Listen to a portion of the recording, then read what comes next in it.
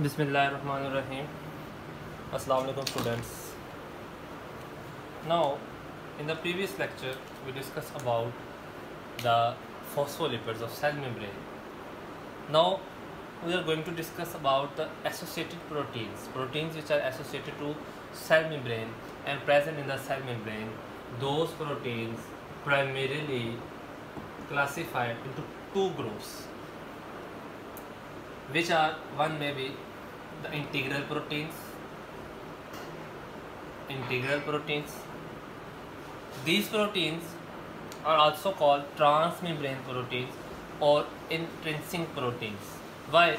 Because these proteins can pass through and through the membrane. Suppose this is a membrane and these proteins look like this. They are embedded in the cell membrane or can pass through and throughout the cell membrane. Opposite to these proteins, here another group is the peripheral proteins. Peripheral proteins are also called the extrinsic proteins. These proteins either present outside the cell membrane or inside the cell membrane, but can't pass through and throughout the membrane. So here is the integral protein and peripheral proteins which are present in the cell membrane and forming the structure, and 50% of proteins are present in the cell membrane, and many hundreds and thousands of proteins present and performing the different functions according to their specificity. So let's discuss about integral proteins. First of all, integral proteins. Here I want to draw cell membrane, and this is a bilayer, double layer, and we discussed very detailed and ultrastructure of the phospholipids already. So here we just concerned with the associated proteins. Integral proteins may function as many ways. First way, I told you earlier that those substances which are lipid soluble and those which have low molecular weight can easily pass through and throughout the membrane, can easily diffuse across the membrane. But those substances which can't pass, like non-lipid soluble, lipid non-soluble, and having the high molecular weight, or have polar substances and the high molecular weight, can't easily pass or diffuse across the membrane. For such substances, cell membrane has special molecules, or we can say special gates and special proteins for such substances, and these, one of them is this. Here I am drawing this substance. This is a protein and formed by the multiple peptide chains. Here this one, this is a protein having multiple peptide chain and having a tunnel filled with water. This is its opening. So what's going to happen? Those substances which are polar and having large molecular weight, high molecular weight, can't dissolve across the membrane easily.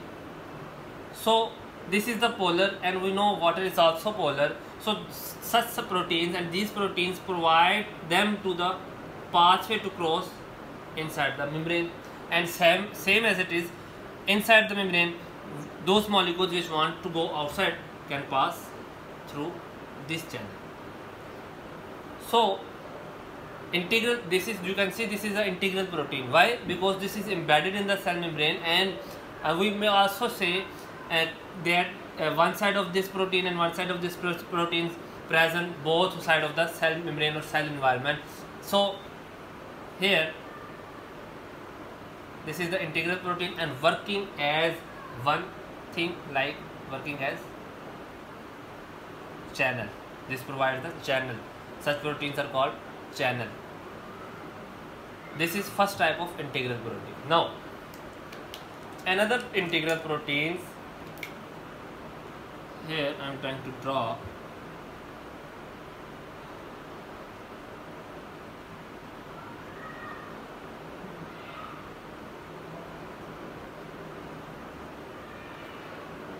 Look, this is also a protein. What's its function?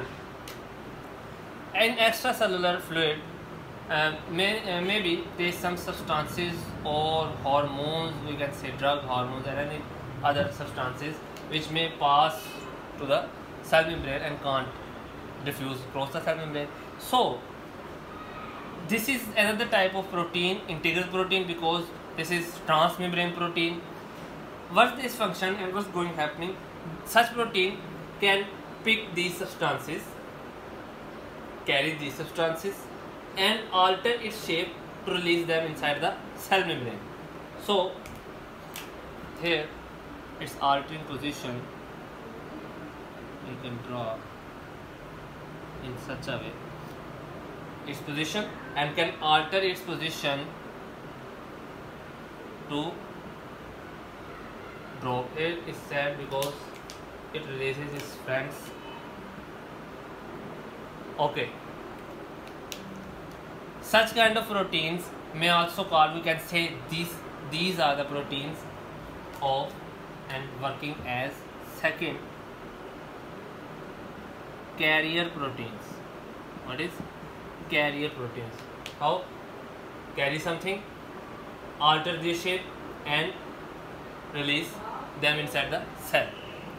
So these are the integral proteins. One working as channel, may also working as carrier protein. Now here another proteins. Look,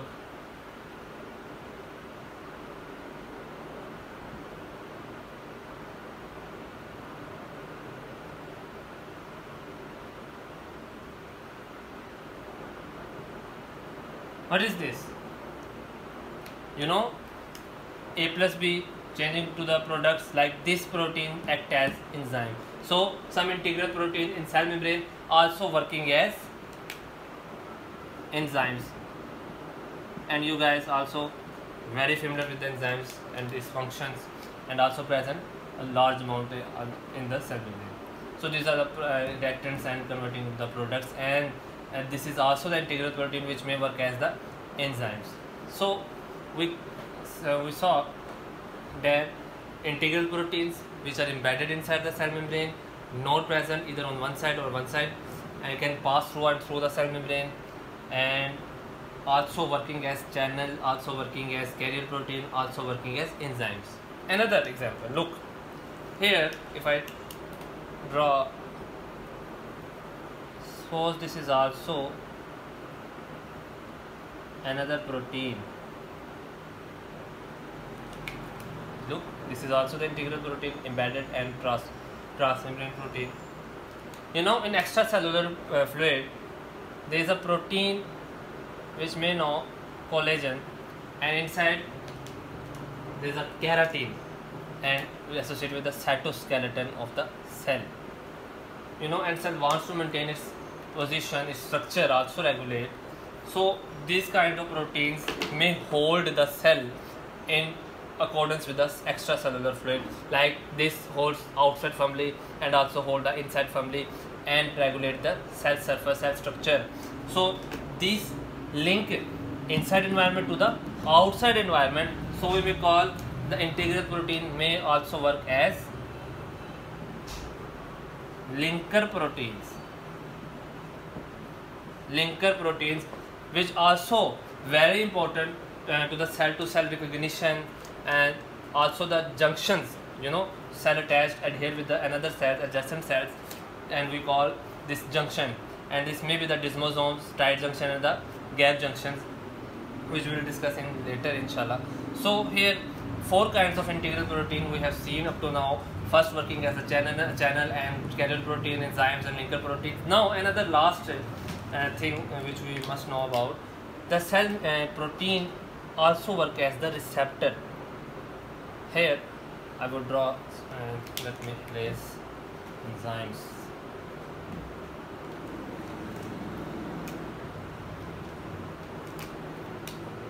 Suppose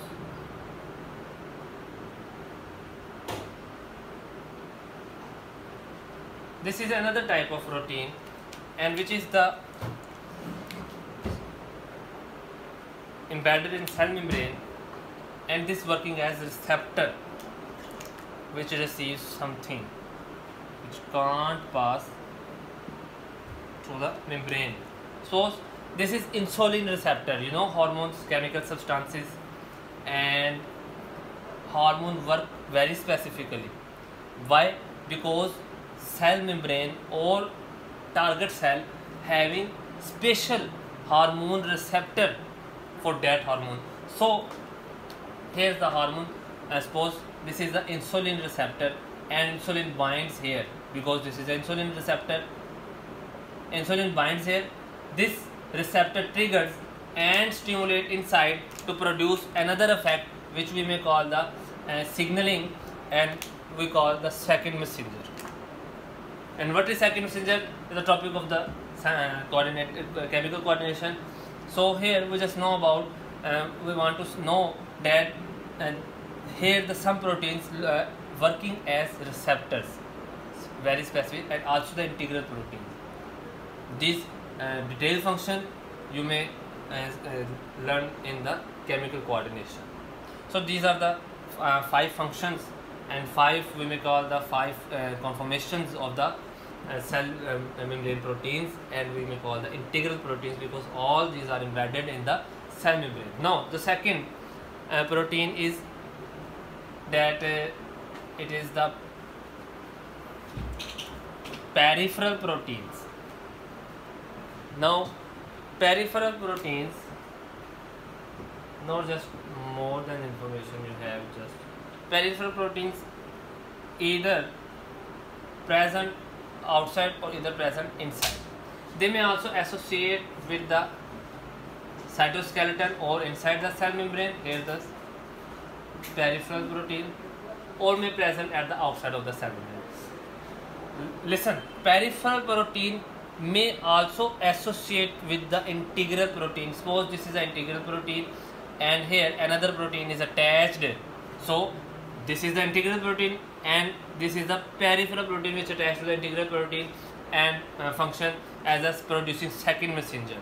So peripheral protein also present inside the cell membrane and also present outside the cell membrane, and also associated with the cytoskeleton of the cell membrane and associated with the integral proteins.